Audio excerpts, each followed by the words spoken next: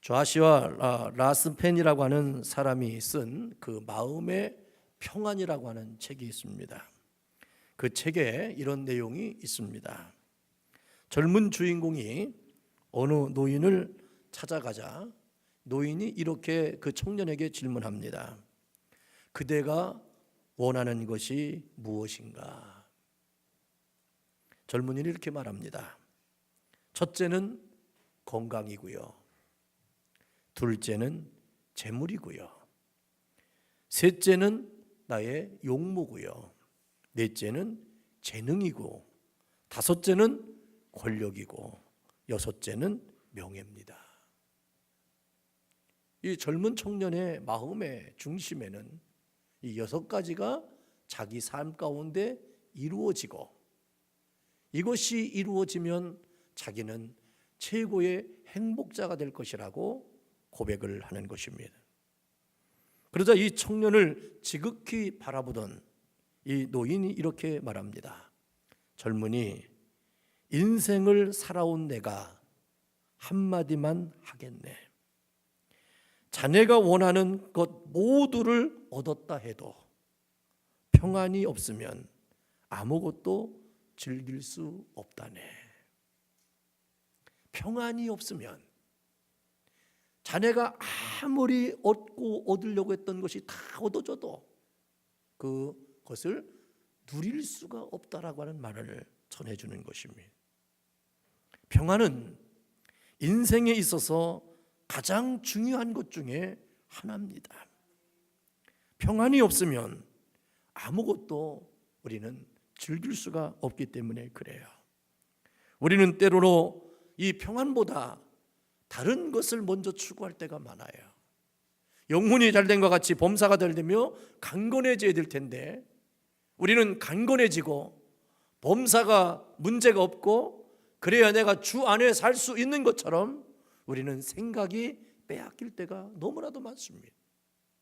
그러다 보니까 하나님으로부터 내려오는 신령한 거룩한 평안과 기쁨이 내 안에서 생수처럼 흘러넘쳐야 되는 것보다 세상적인 척도와 가치로 내가 채워짐으로 인하여 나는 그 후에 그것이 되어져서 누릴 것처럼 우리의 마음이 빼앗길 때가 얼마나 많은지 모릅니다.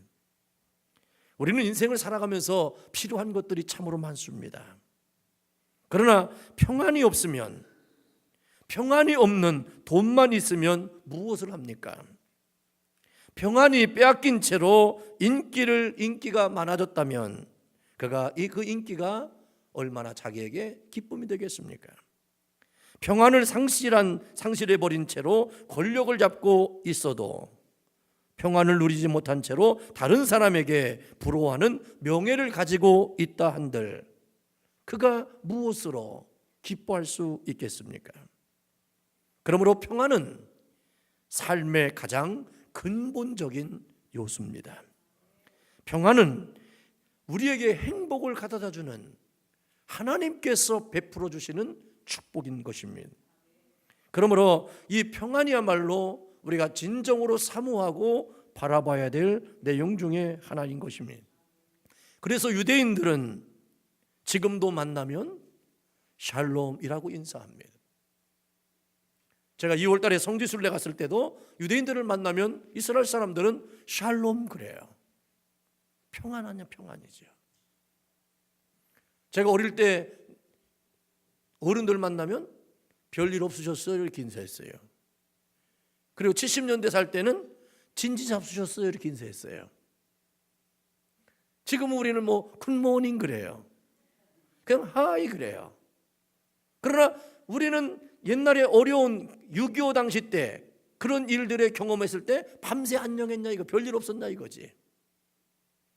지금 다른 사람들은 다 먹고 살만한데 당신네는 지금 먹고 살만하냐 이거지. 밥 먹었냐 이거예요. 이게 인사예요. 지금도 가끔씩 나는 사람들 만날 때 그 인사가 어릴 때 인사했던 게 생각나서 무시 때 되면 그래요. 식사했냐고 이렇게 물어볼 때가 얼마나 많아요. 그럼 사람들이 그래요. 아니 목사님 지금 무슨 시대인데 지금 나보고 식사했냐고 물어보냐고 그래요. 근데 저의 관심은 아직도 한 끼입니다. 한 끼가 해결된다는 것은 대단한 거거든요. 그래서 난 지금도 누가 밥 먹자 그러면 되게 기분 좋아요. 여러분들은 어떻습니까? 걱정됩니까? 그러나 사실은 우리는 우리 성장 과정에서 그렇기 때문에. 그러나 이스라엘 사람들은 늘 샬롬을 원해요. 평안함을 원해요. 제자들은 믿었던 예수님이 십자가에 돌아가시자마자 그들에게는 걱정과 염려와 두려움이 그 삶을 에워쌌어요. 그리고 그들이 고에 있는 곳에 문을 잠그고 있었습니다.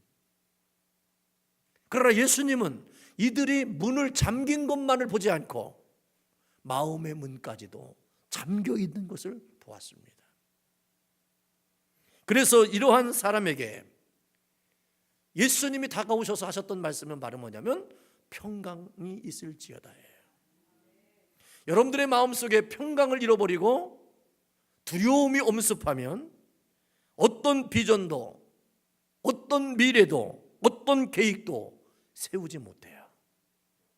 장래에 대한 비전에 대한 계획에 대한 얘기를 하면 싸우게 되어 있어요.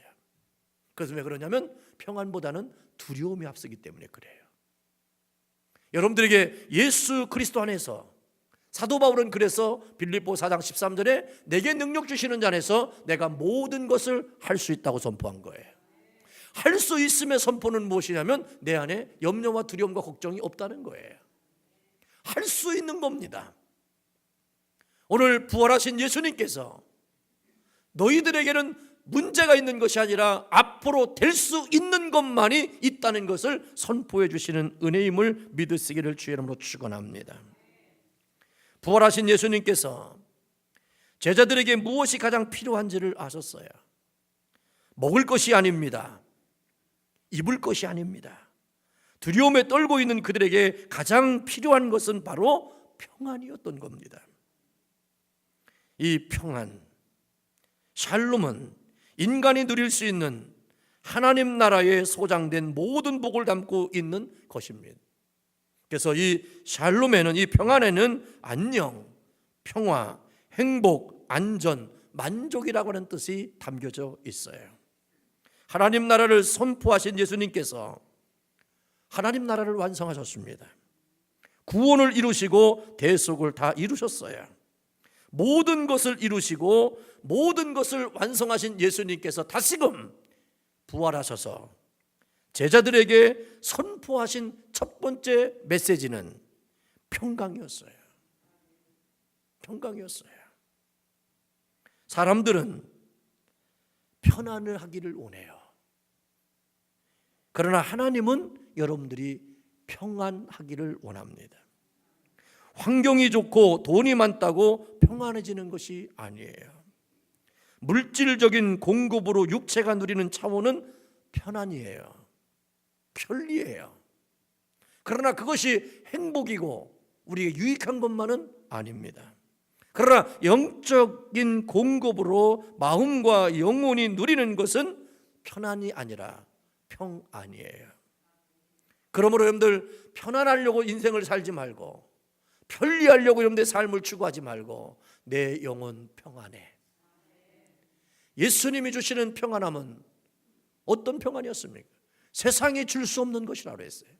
세상이 알 수 없는 것이라고 했어요. 이 평안, 즉 나에게 주어진 평안은 세상이 주는 평안이 아니라 예수님이 갖고 있는 그 평안을 여러분들에게 주셨다는 거예요. 그러므로 예수님이 주셨던 그 평안, 예수님이 누렸던 그 평안은 세상의 그 어떤 것으로도 다 정복하고 다스릴 수 있는 능력을 갖게 됐어요. 그래서 예수님은 모든 것을 다 이루실 수 있는 분이었어요. 여러분들에게 이제 부활절을 지난 다음에 첫 주를 맞이한 여러분들에게 평강, 즉 평안함으로 말미암아 여러분들이 앞으로 진행되어야 될, 앞으로 경험되어야 될, 앞으로 행해야 될 그 모든 일들에 활짝 열려지는 은혜가 있기를 주의 이름으로 축원합니다.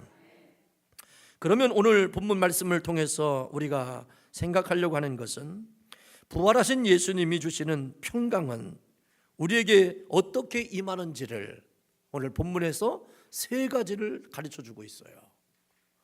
예수님의 평강이 머무르는 자리, 또 어떠한 삶을 살아갈 때 그 평강이 내게 임하게 되는지를 우리에게 말씀하고 있어요. 첫째로 믿음을 인하여 평강이 임한다라고 증거하고 있습니다. 14세기 철학자였던 잔 브리당이라고 하는 분이 이런 얘기를 합니다. 사람은 어리석은 당나귀와 같은 사람이 있다는 것을 그가 증거하면서 몹시 배가 고픈 당나귀가 있었답니다. 이 당나귀가 너무 배고파가지고 어찌할 바를 모르고 있을 때 다행히 저쪽 산을 보니까, 오른쪽 산을 보니까 거기에 건초더미가 있는 거예요. 얼마나 기뻤겠어요. 그래서 눈을 살짝 돌렸더니 왼쪽 산에도 건초더미가 있는데 다 맛있게 생긴 거예요, 건초더미가. 그래서 이 당나귀가 오른쪽을 향하여 2발자국 가다가 갑자기 왼쪽에 있는 건초더미가 더 맛있게 생겨가지고 또 왼쪽으로 갔어요. 다다음 날 사람들이 이 당나귀를 찾으려고 주인이 찾다가 보니까 이 당나귀가 가운데서 죽어 있더라는 거예요. 굶어서. 밤새도록 여기 갔다가 조금 갔다가 저기 가고 저기 갔다가 또 여기 왔다가 밤새도록 이래다가 바로 굶어 죽었다. 바로 이것이 바로 오늘 우리들의 인생의 삶을 얘기하고 있는 거죠. 엘리야도 뭐라고 그랬습니까? 너희가 어찌하여 이것도 아니고 저것도 아니고 한쪽은 주님의 발 안에 한쪽은 세상의 발에 놓고 왔다 갔다 하고 있느냐 이거예요. 여러분, 주 안에 푹 빠지시기를 축원합니다. 예수님을 믿을 때 확 믿어야 돼요. 그럴 때 하나님이 영원히 책임져 준다. 예수님이 기적을 베푸실 때마다 우리에게 선포하신 말씀이 뭐예요? 네 믿음대로 될지어다. 내 믿음이 어떤 믿음이요? 되어지는 믿음이요. 내 믿음은 어떤 믿음이요? 하나님이 책임져 주는 믿음이요. 그 일이 이루어지게 되는 믿음이요. 왜? 내 안에 주님이 주시는 평강이 있기 때문에 그렇습니다. 여러분, 이제 어떻게 하렵니까? 안 믿자니 불안해서 어찌할 바를 모르고, 그래서 교회는 나왔는데 왔다는 가는 겁니다. 예배를 드리고 헌신하자니 문제가 많습니다. 예수님 앞에 모든 것을 내놓기가 무척이나 아깝습니다. 그래서 믿는 것도 아니고 안 믿는 것도 아니고 마치 당나귀가 굶어 죽은 것처럼 어중간한 신앙의 상태를 유지할 때가 얼마나 많은지 알 수가 없습니다. 결국 믿음은 실종되고 하나님에 대한 열정도 사라집니다. 체험적 신앙이 없이는 예수님께 삶을 전적으로 맡길 수 없습니다. 누가 다 책임져 줍니까? 전적으로 맡길 때 주님은 책임져요. 그래서 맡기고 버리라는 거예요. 맡기는 것만이 아니라 이런 온탕 다 버려버려요. 그래서 하나님이 내 인생과 내 모든 것들을 책임질 수밖에 없어. 그래서 이사야 선지자는 이렇게 고백하잖아요. 젖먹이 어미가 자식을 젖먹이다도 내려드릴 수 있지만 하나님은 여러분들을 그렇게 하지 않는다는 거예요. 우리는 젖먹이다 보니까 턱 내려드리라고 애가 깍 울릴 거 보니까. 왜냐면 너무너무 그냥 애가 그냥 달달 볶으니까 엄마가 졸리니까 그냥 젖먹이다 그냥 뚝 떨어져요. 그럴 일이 얼마나 많은지 몰라요. 그러나 하나님은 맡겨버린 영혼에 대해서 끝까지 하나님을 믿고 사는 사람에 대해서 하나님을 걷고 그를 통해서 영광 받으시길 원하고, 그 영광을 받으셔서 그를 통해서 믿는 자의 무리를 더하게 하시는 것이 하나님이 우리에게 주시는 축복이라는 것입니다. 체험적 신앙이 그래서 중요한 거예요. 그래서 신앙이란 결단입니다. 반드시 1인칭 단수의 개인적 고백이 따라야 되는 것이지. 그래서 도마는 예수님의 손과 옆구리를 만진 다음에 그는 이렇게 고백합니다. 나의 주, 나의 하나님. 그래서 야곱이 뭐라고 고백합니까? 나의 아버지 하나님, 할아버지 하나님, 아버지 하나님, 아버지 하나님, 할아버지 하나님, 아버지 하나님, 나의 하나님이라는. 아브라함의 하나님, 바로 이삭의 하나님, 나의 하나님. 오늘 이 시대는 그들의 것이 아니라 이제는 나의 하나님으로 하나님을 고백하고 믿음을 서야 되는 거예요. 다른 사람의 위에 따라가는 신앙으로 역동적인 움직일 수가 없어요. 우리는 어떤 성도들의 어떤 신앙의 선배들의 고백과 삶은 본받을 수는 있지만 그 안에 움직이는 성령의 역사는 본받으면 안 되는 거예요. 나에게 임하신 성령, 나에게 주신 그 믿음. 왜? 믿음은 각자에게 주신 선물이거든요. 이 믿음의 고백으로 여러분들이 굳건히 세워져 나갈 때 놀라운 일들이 이루어지는 거예요. 그래서 오늘 본문 말씀 20절에 이런 말씀이 있습니다. 이 말씀을 하시고 손과 옆구리를 보이시니 제자들이 주를 보고 기뻐하더라. 제자들은 부활의 주님을 보는 순간 흔들리던 믿음의 자리를 잡으면서 기쁨이 회복됐어요. 여러분들을 진정으로 기뻐할 수 있는 것은 바로 뭡니까? 믿음의 자리에 있어야 돼요. 체험할 때 놀라운 기쁨이 있습니다. 세상을 다 얻고 세상을 다 정복하고 다스릴 수 있는 기쁨이 있는 거예요.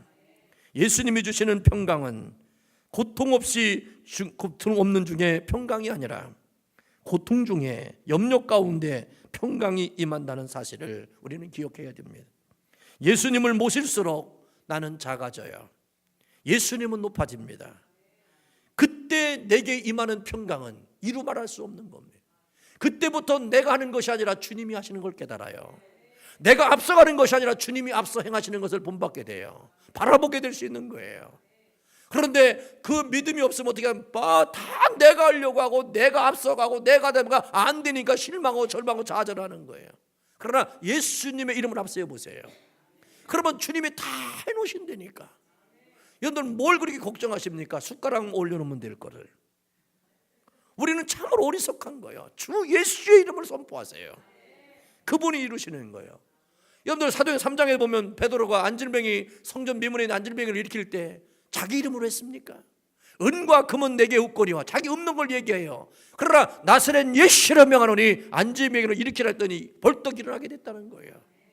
베드로가 어떻게 안질뱅이를 일으킬 수 있습니까? 그가 의사입니까? 의사라고 할지라도 평생을 안질뱅이로 살았던 사람을 어떻게 일어나 걷게 합니까? 재활 치료를 해야 되죠. 시간이 필요합니다. 여러분들 수술 받아봤잖아요. 그러면 걸음마 연습을 시키고 집에 보낸단 말이에요. 근데 하나님의 역사는 그냥 벌떡이라 뛰었어. 아멘. 하나님은 그런 놀라운 일들을 이루시는 거예요. 그래서 이 믿음이라고 하는 것이 얼마나 중요한지 모른다. 그러므로 여러분들이 그 믿음이 있을 때 하나님께서는 여러분들에게 기쁨의 평강을 회복하게 된다는 사실을 꼭 기억하시기를 바랍니다. 주를 향한 믿음을 가질 때 온갖 염려가 물러가고 평강이 임함으로 말미암아 걱정과 염려와 불안이 극복할 수 있는 은혜가 있게 되는 것이죠. 혹시 여러분들 마음속에 이제 앞으로 해야 될 일과 또 감당해야 될 일과 내가 정말로 해 나가야 될 일들의 계획 속에 어찌할 바를 알지 못하고 고민 가운데 있는 자가 있습니까? 믿으십시오. 이것은 내 일이 아닌 거예요. 하나님이 하실 일인 거예요. 하나님이 하실 일. 우리 따님이 이번 주에 애를 안 되는데 그 산모가 할 일이 아니에요. 하나님이 하실 일이라고. 아멘이죠? 의사들이 그래요. 그만 힘쓰고요. 쓸 때 쓰라고 그래. 처음에 할 때는 그냥 엉터리 힘쓰다가 진짜 힘쓸 때는 힘 못 써가지고 그냥 피시직 해가지고 그냥 애가 힘들어. 그러니까 하나님이 하시는 그 타임, 하나님이 역사하실 거. 그래서 믿음이 여러분들이 안에 있으면 평강이 회복되는 거예요. 임하는 거예요. 그러면 여러분들 항상 믿음의 자리에 거하기를 주님의 이름으로 축원합니다. 두 번째로 평강이 임하는 자리는 전함으로 인하여 평강이 임한다고 그랬어요. 존 캐디 선교사가 남태평양 선교에 대한 기도하던 중에 식인종이 살고 있는 아네티움 섬에 복음을 전하기로 작정했습니다. 하나님이 감동을 줘서 이 섬으로 가서 복음을 증거합니다. 얼마나 두렵고 떨리겠습니까? 식인종에게 복음을 전하라고 했어요. 그래서 이는 잡혀먹을 먹힐 각오를 하고 그 섬으로 들어가서 복음을 전합니다. 그들의 언어를 배우고 성경을 번역합니다. 그리고 온갖 사랑을 쏟으면서 24년 동안 그곳에서 복음을 전합니다. 많은 사람들이 바로 감동을 받아서 기독교로 개종을 했습니다. 그가 떠난 이후에 그의 비문에 이렇게 쓰여 있었습니다. 그가 1848년 첫 발을 내디뎠을 때에 이 섬에는 단 한 사람의 기독교인도 없었다. 그러나 그가 1872년 이 섬을 떠날 때에는 단 한 사람의 불신자도 없게 되었다. 아멘이죠. 그가 첫 발을 디딜 때에는 한 명의 기독교인도 없었다는 거예요. 그러나 그가 그 섬을 떠나 명을 다할 때 그곳은 불신자가 단 한 명도 없었다는 거예요. 그러니 식인종이라 할지라도 남을 자기가 잡아먹을 때에도요 얼마나 불안했겠어요. 왜? 자기가 잡아먹지만 언젠가는 또 누군가에게 자기도 잡혀먹을 것이 아닙니까? 여러분, 인생사는 그런 것 같아요. 내가 이겼다고 해서 끝까지 이기는 게 아니에요. 내가 졌다고 해서 끝까지 지는 거 아니에요. 내가 흥했다고 해서 계속 흥하는 게 아니에요. 내가 지금 망했다고 해서 끝까지 망하는 거 아니에요. 우리는 언제 어떻게 될지 몰라요. 그래서 우리가 있어야 될 자리는 믿음 안에 있어야 되는 겁니다. 그런데 이 믿음 안에 있기 위해서는 우리는 어떻게 되냐? 전하는 자가 돼야 돼요. 내가 경험한 하나님의 은혜를 전해야 돼요. 복음을 전해야 돼요. 그래서 이 선교사를 통해서 이 섬이요 식인종들이 불안했던 그들이 예수를 믿음으로 말미암아 그들이 평안한 섬으로 바뀌고 서로를 아름답게 섬기는 놀라운 일들이 이루어졌다는 것이죠. 사도행전 16장 31절에 뭐라고 했습니까? 주 예수를 믿으라. 그리하면 너와 내 집이 구원을 얻으리라. 여러분들의 가정들이 문제가 있습니까? 예수님을 믿으십시오. 그러면 문제가 떠납니다. 자녀의 문제, 남편의 문제, 자녀의 문제, 건강의 문제, 모든 생업의 문제가 있습니까? 예수를 믿으셔야 돼요. 예수를 믿으면 다 해결되는 거예요. 왜? 너와 내 집이 구원을 얻으리라고 말씀하셨어요. 그래서 오늘 본문 말씀 21절에 뭐라 그랬습니까? 아버지께서 나를 보내신 것 같이 나도 너희를 보내노라. 예수 그리스도는 하나님의 보내심을 받고 구원의 길을 십자가와 부활을 통해서 다 이루셨어요. 그리고 그 이루신 예수님께서는 오늘 이 시대에 우리를 보내신다는 겁니다. 세상으로 가서 구원이 되시는 예수 그리스도의 복음을 전하라는 거예요. 하나님께서는요 여러분들을 허락하지 않으면 이 사랑의 교회에 한 명도 올 수 없어요. 여러분들이 보냄을 받은 사람들이에요. 에클레시아가 뭡니까? 보냄을 받은 자들의 무리라는 거예요. 하나님이 또 보내시면 우리는 다 가야 되고 이곳으로 보내게 되면 다 보내는 거예요. 그러면 우리 교회가 부흥되느냐 안 되냐 뭐냐 그건 우리에게 중요한 게 아니에요. 하나님이. 그래서 우리에게는 뭐가 가져야 돼요? 하나님이 하실 일을 소원 삼아야 돼. 하나님이 기뻐하시는 일을 우리는 마음속에 품고 기도해야 돼. 하나님 우리 교회는 이것을 해야 됩니다. 이런 사명을 감당해야 됩니다. 저렇게 해야 됩니다. 할 때 하나님 어떻게 돼? 감동이 되면 우리에게 다 할 사람들을 보내주시고 만나주시고 채워주시는 거예요. 그러므로 하나님이 가장 기뻐하는 것이 무엇입니까? 복음을 증거하는 겁니다. 그리고 전도하는 것이야. 선교하는 거예요. 우리의 배만 채우고 우리의 재산만 늘리는 데 관심 있는 게 아니라 우리에게 주어진 모든 것을 통해서 주의 거룩한 이름을 증거할 때 그 증거와 함께 우리에게 평강이 주어진다는 것입니다. 복음을 증거하지 않는다면 우리 안에 평강은 잃어버릴 수 있습니다. 믿는 자 안에 계시는 성령님은요 방향성을 가져셔요. 우리가 어찌할 바를 알지 못할 때 성령이 임하니까 방향이 생기는 거예요. 우리 교회의 방향, 예수 그리스도를 믿는 사람의 방향이 뭡니까? 복음을 전하는 거예요.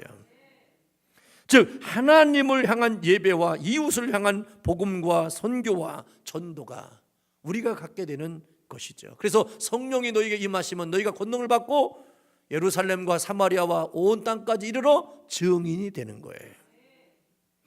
예배를 드리지 않으면 성령을 소멸하게 되고 내적인 평안을 잃어버리게 되는 것처럼 우리가 섬기고 전도하고 선교하지 않으면 내면의 평안을 잃어버리게 될 것이에요. 복음을 전하는 사람은 복음을 전함으로 평강이 임합니다. 복음을 듣는 사람은 복음을 들음으로 말미암아 변화되어서 평강이 임하게 되어 있어요. 그러므로 우리는 자꾸만 복음을 전해야 돼요. 가서 걱정해주고 염려해주고 아이고 어떡하나 아이고 이게 아니라 예수의 이름으로 문제가 해결됐습니다. 당신의 육체의 문제는 예수님께서 고쳐줄 겁니다. 그 믿고 기도합시다. 복음을 제시하면요 다 변해요. 그러니까 복음을 전하는 사람에게 평강이 임하고 복음을 들은 사람이 어떻게 됩니까? 변화되어 평강이 임하는 거예요. 그러니까 결국은 이 평강을 선포할 수 있는 분은 예수님이신 거예요. 그리고 그걸 주시는 분이 누구요? 하나님이세요. 아까 우리 찬송했잖아요. 평화 평화로다 하늘 위에서 내려오네. 내려오시는 거예요. 여러분들 그래서 복음을 전하는 자 예수의 이름으로 사는 사람에게는요 기쁨이 있어. 내적인 기쁨이 있어. 그러나 자기로 사는 사람은요 짜증이 많아. 힘들고 뭐가 그러면요 화가 돼. 뭔가 된 것처럼 생각하고 된 것 때문에요 공로의식이 생겨가지고 막 싸우려고 그래. 그거 안 알아주고 이해하지 못하면요 막 달려들어. 막 눈이 막 갑자기 막 이렇게 뒤집어지고요. 없던 힘도 막 생겨가지고 막 그냥 막 어쩌면 이렇게 싸나워지는지 모르겠어. 막 어떻게 그 인정 안 해준다 이거예요. 인정 안 해준다. 그거 왜 그럴까? 그러나 우리는 예수의 이름으로 얻어진 평강은 예수의 이름을 전하면서 생겨진 그 평강은 누가 알아주든 안 알아주든 아무 상관없어. 나 주님의 기쁨 되기를 원하는 거예요. 주님이 원하는 그 믿음의 길을 걸어가는 거예요. 누가 날 칭찬하면 부담스러워. 왜? 갑자기 내가 나도 모르게 내 공력이 나올까 봐. 차라리 그렇게 안 했으면 좋겠어. 그러니까 우리는 늘 조심해야 될 건 뭐냐? 따라합시다. 하나님의 은혜로 됐습니다. 뭐로 됐다고요? 하나님의 은혜로 이걸 지켜야 돼. 그러기 위해서는 예수님의 이름을 증거해야 돼. 예수님께서 이렇게 하신 겁니다. 예수님이 이렇게 갚아주신 겁니다. 이루신 겁니다. 자꾸만 해야 돼. 그렇지 않으면 내가 쑥 튀어나와. 이게 바로 우리 안에 있는 죄성이에요. 그래서 마지막에 평강이 임하는 자리는 뭐냐? 사함으로 인하여 평강이 임한다는 겁니다. 찰스 스펄전 목사님이 어느 날 길을 걸어갔어요. 길을 걸어가는데 한 아이가 새장 안에 갇혀 있는 새를 괴롭히는 거예요. 그냥 얼마나 새에게 스트레스를 주는지 그 새가 그냥 새장에 갇혀가지고 막 이리 날르고 저리 날르고 막 깃털이 빼지고 막 그러면서 그냥 막 꽥꽥꽥 새는데 이거는 기뻐서 하는 게 아니라 노래를 부르는 게 아니라 고통을 신음하는 거예요. 이 스펄전 목사님이 지나가다가 너무나 안타까워서 이 아이한테 이렇게 물어요. 얘야, 새를 너 어떻게 하려고 그러니? 그랬더니 이 아이가 이렇게 얘기해요. 괴롭히다가요 죽여버릴 거예요. 아이고 애가요 하는 말을 한번 들어보세요. 어떻게 한다고? 괴롭히다가 죽여버릴 거래요. 그 얘기를 듣는 순간 이 스펄전 목사님이 너무나 마음이 아파가지고 그 아이한테 돈을 주고 새장과 새를 샀어요. 그래가지고 몇 발짝을 더 걸어간 다음에 이 스펄전 목사님이 새장의 문을 열고 새를 날려보냈어요. 그랬더니 그 새가 얼마나 기쁜 마음으로 날아가는지. 세상 말로 뒤돌아보지도 않고 날아가. 뒤돌아보지도 않고 고맙다고 하는 인사도 할 만큼 잊어버릴 만큼 고통을 당했어요. 이 스펄전 목사님이 그 다음 주일날 부활주일이었어요. 그 이 목사님이 이 빈 새 집을 가지고 강단에 서셔서 이렇게 고백을 하셨습니다. 여러분, 우리의 원수 악한 마귀는 우리를 괴롭히다가 죽여버리려고 합니다. 그러나 하나님은 우리를 불쌍히 여기셨습니다. 그래서 독생자 예수 그리스도라는 엄청난 대가를 지불하고서 우리를 자유롭게 하셨습니다.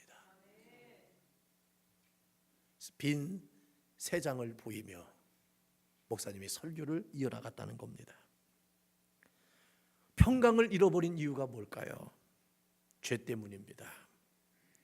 평강을 잃은 것은 언제부터일까요? 에덴 동산에서 하나님이 금하신 선악과를 알게 하는 나무의 실과를 따먹지 말라고 부탁했어요. 그러나 아담과 하와는 그 선악과를 따먹은 이후에 그들은 평강이 사라졌습니다. 악한 사람에게 평강이 없는 이유는 바닷물이 요동하듯이 내면에 끊임없이 파도가 치고 있기 때문입니다. 죄야말로 평강을 깨는 주체임을 알아야 됩니다. 죄가 사함받아야 평강이 임합니다. 그래서 성령을 받고 예수님이 숨을 내쉬면서 제자들에게 향하셨던 말씀이 뭐냐? 성령을 받으라요. 내가 성령을 받고 나니까 내가 변화되는 게 있어요. 오늘 23절의 말씀입니다. 너희가 누구의 죄든지 사하면 사하질 것이요 누구의 죄든지 그대로 두면 그대로 있으리라 하시니라. 마음의 평강을 얻을 수 있는 길은 용서받았다는 사실을 깨달을 때부터입니다. 제자들은 엄청난 잘못을 저질렀어요. 예수님이 붙잡히자마자 그들은 도망쳤고요, 심지어 저주했고요, 맹세하면서 부인까지 했어요. 그런데 예수님께서 다시 살아나셔서 눈앞에 나타나셔서 하시는 말씀입니다. 그리고 그들을 책망하지 아니하고 평강이 있을지어다라고 말씀하시고, 이 말씀은 바로 뭐냐면 용서를 의미하는 것으로 내가 너희를 다 용서했다는 겁니다. 다 용서했다는 겁니다. 평강을 누릴 수 있는 길은 용서받는 길밖에 없어요. 마음에 죄가 남아있는 한 결코 평안해질 수 없어요. 여러분들이 진정으로 평안해지기를 원하십니까? 회개하셔야 됩니다. 죄를 사함받아야 돼요. 회개의 전제 조건을 먼저 하십니까? 하나님은 내가 어떠한 죄악 가운데 있어도 용서해 주신다는 믿음이 있어야 돼요. 용서의 능력을 제한하면 죄는 숨기게 되어 있어요. 그런데 다 용서해 주신다. 여러분이 잘 아는 것처럼 자기 독생자 예수 그리스도를 십자가에 못 박혀 죽게 하기까지 우리를 사랑하셨는데 내가 죽게로부터 용서받지 못할 것이 무엇이 있겠어요? 용서받지 못할 게 아무것도 없어요. 우리 다 용서받을 수 있어요. 그래서 우리는 회개할 수 있는 거예요. 회개했더니요, 성경에 보면 죄 사함을 주셨어요. 그러면서 우리에게 말씀하시는 게 뭡니까? 네가 성령을 받으면 너도 다른 사람의 죄를 사해 줄 수 있는 권세를 주신다는 겁니다. 내가 먼저 너희를 용서했으니 너희도 용서하라는 거예요. 여러분, 아직도 용서가 안 되는 게 있습니까? 아직도 여러분들 이해를 못 하십니까? 아직도 여러분들 마음속에 오해하고 힘들어하는 게 있습니까? 성령 받으셔야 돼요. 성령을 받으면 죄를 다스립니다. 죄를 정복합니다. 그리고 다른 사람의 죄까지도 내가 사해 줄 수 있어요. 그러니 내가 아직도 다른 사람의 죄에 대해서 불편함이 있고 속상함이 있고 공고함이 있다면 나는 성령이 소멸됐다는 것만 알고 있으면 돼요. 내가 왜 용서하지 못할까? 그것은 그 사람이 나에게 너무 큰 죄를 졌기 때문이 아니요, 내가 성령이 소멸돼서 그래. 성령이 충만하면 뭐요? 어떠한 것도 나를 향하여 그렇게 용서하신 것처럼 나도 그렇게 할 수 있어. 그게 바로 은혜라는 거예요. 용서하고 사랑받을 때 비로소 평강이 임하는 겁니다. 노만 빈센트 필 박사는 평생 동안 주머니에 쪽지 한 장을 넣고 다니면서 자신의 평안을 누렸다는 거예요. 쪽지를 주머니에다 넣고 다니면서 옷을 갈아입을 때마다 이 쪽지는 절대로 놓지 않고 자기 주머니로 옮겨놓았어요. 그 쪽지에 적혀져 있는 글이 이겁니다. 하나님의 빛이 나를 둘러싸고 있다. 하나님의 사랑이 나를 품고 있다. 하나님의 능력이 나를 지키고 있다. 하나님이 나를 보고 계신다. 내가 어디 가든지 하나님께서 거기 계신다. 이 글을 써가지고 늘 주머니에다 넣고 다니는 거예요. 어떤 분은 그러더라고요. 자기가 지갑에 100불이 없으면 불안하다고 그러더라고. 여러분, 100불을 가지고 불안과 편안함이 결정되면 안 되잖아요. 우리는 없어도 평안해 그래야지. 아멘. 없어도 평안하지. 왜? 주님이 나와 함께 하시니까. 여러분들이 뭔가 있음으로 인하여 평안한 건 평안이 아닌 거예요. 왜? 없으면 어떻게 하려고? 그럼 불안해지잖아. 우리는 있음과 없음이 나의 평안함이 아니라 나는 주와 함께하고, 하나님 나를 지켜주시고 보호하시고, 하나님의 능력이 나를 함께하시고, 나를 보고 계시고, 내가 어디를 가든지 하나님이 거기 계심에 대한 믿음의 고백을 할 때 우리는 세상의 그 어떤 것으로도 평안함을, 평강을 빼앗기지 않게 될 것을 확신합니다. 오늘 부활하신 예수님께서 제자들에게 찾아오셔서 평강이 있을지어다 말씀하시고 성령을 받으라고 하신 것처럼, 오늘 이 자리에 모인 여러분들에게도 동일하게 찾아오셔서 평강이 있을지어다, 성령을 받으라고 말씀하시는 그 은혜가 오늘도 여러분들 예배 가운데 들려지기를 소망합니다. 부활하신 예수님은 두려움에 떨고 있는 제자들에게 평강이 임하게 되는 그 말씀을 세 가지로 하셨어요. 주를 향한 믿음으로 인하여 평강이 얻게 될 것이고, 주를 전함으로 인하여 평강이 임하게 될 것이며, 죄를 사해주고 사함받음으로 평강을 누리는 삶을 살 것이라고 증거하셨습니다. 오늘 예배를 드리는 한 분 한 분 모두에게 오늘 예수님께서 제자들에게 나타나셔서 선포하신 평강이 있을지어다 선포하신 말씀이 여러분들의 삶 가운데 날마다 체험되어지고, 나는 늘 평강합니다, 평안합니다, 기쁩니다, 항상 기뻐할 수 있습니다, 범사에 감사합니다, 내가 쉬지 않고 기도하고 있습니다, 성령이 내 안에서 소멸되지 않습니다, 예언이 멸시되지 않고 있습니다, 하나님 나와 함께 하시니 내게 앞으로 나의 모든 인생 가운데 하나님께서 이토록 나를 통하여 영광 받으실 것을 나는 믿음으로 선포하며 기쁨으로 인생의 삶을 살아가는 여러분들의 삶이 되기를 주의 이름으로 축원합니다.